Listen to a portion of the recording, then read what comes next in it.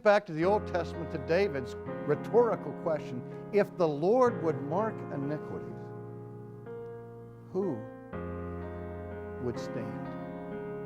And it's rhetorical because the question is obvious, that the answer is no one.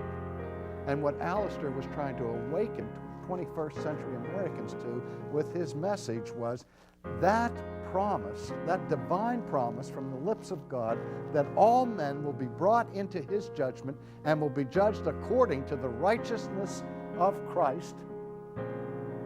And those who are found wanting will be sent into the abyss of hell, is a doctrine that the church doesn't believe anymore. Because if it did believe it, it would preach it. And if it did believe it, justification would be just as much a theological issue today as it was in the 16th century. You see, if you're going to understand the upheaval that came about in the 16th century, you have to understand that the church in the 16th century believed in a last judgment. The church in the 16th century believed in the wrath of God. The church in the 16th century believed in the justice of God. And the church in the 16th century believed in hell.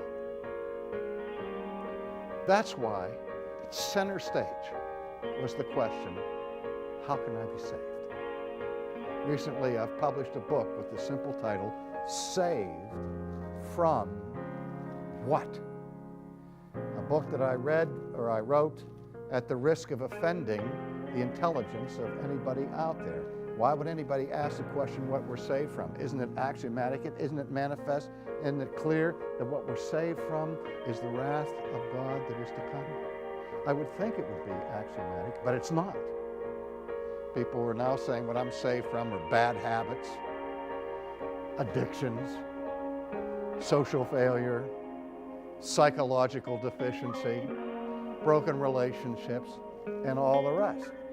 And we are so concerned about the relationships that we have in this world, we don't even worry about the relationship that we have with a just and holy God.